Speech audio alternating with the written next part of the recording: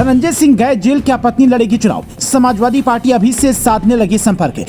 क्या जौनपुर में कृपाशंकर सिंह की जीत अब होगी आसान या अभी आएगा एक और ट्विस्ट? धनंजय सिंह ने मोदी के अफसर को उठाया, कोर्ट ने सजा सुनाई, फिर सवाल क्यों? समझिए कहानी।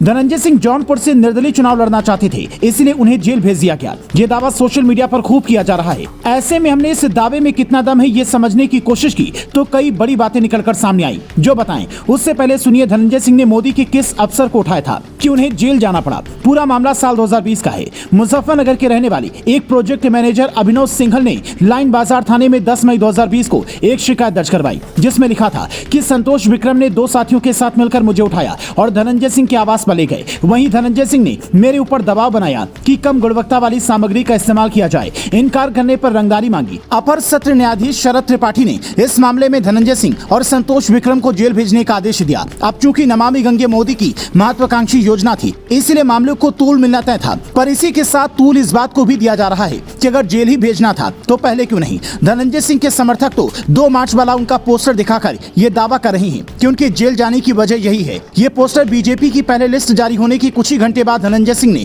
अपलोड किया था, जिसमें लिखा था, जीतेगा जौनपुर, जीतेंगे हम। इसके बाद कयास लगने लगे कि धनंजय सिंह निर्दलीय चुनाव लड़ेंगे। हालांकि उसके बाद उन्होंने अखिलेश यादव से भी मुलाकात की तो सियासी गलियारों में ये चर्चा तेज हो गई कि बाहुबली नेता सपा के साथ जा सकते हैं, लेकिन साइकिल पर सवार होने से पहले ही जेल की कोठरी में जाना पड़ा, जो ये बताता है कि जौनपुर में बीजेपी की चुनौती कम होने वाली है। राजनीतिक एक्सपर्ट बताते हैं कि पूर्व गृह राज्य मंत्री कृपाशंकर सिंह का जौनपुर से जीतना आसान नहीं था। धनंजय सिंह की पकड़ जौनपुर में इतनी है कि वो निर्दलीय बाजी मार सकते थे, लेकिन अब हालात बदल चुके हैं। हालांकि इसी के साथ सवाल ये भी उठता है कि जेल तो धनंजय सिंह गए हैं, उनकी पत्नी श्रीकला रेड्डी तो बाहर हैं, जो राजनीति में सक्रिय भी हैं और धनंजय सिंह को जबरन जेल भेजे जाने की बात कर सिंपैथी वोट भी हासिल कर सकती हैं, जैसा कि झारखंड में कल्पना सोरेन कर रही हैं। हालांकि दोनों की केस में अंतर है। ऐसे में जौनपुर से बीजेपी प्रत्याशी कृपाशंकर सिंह की मुश्किलें बढ़ सकती हैं, लेकिन जौनपुर का जातीय गणित देखें तो कई अलग बातें निखरकर सामने आती हैं। ये ऐसा जिला है जिसमें 2 लोकसभा सीटें आती हैं, पहली जौनपुर और दूसरी मछलीशहर लोकसभा सीट। जौनपुर सीट पर 90% हिंदू और 10% मुस्लिम हैं। यहाँ का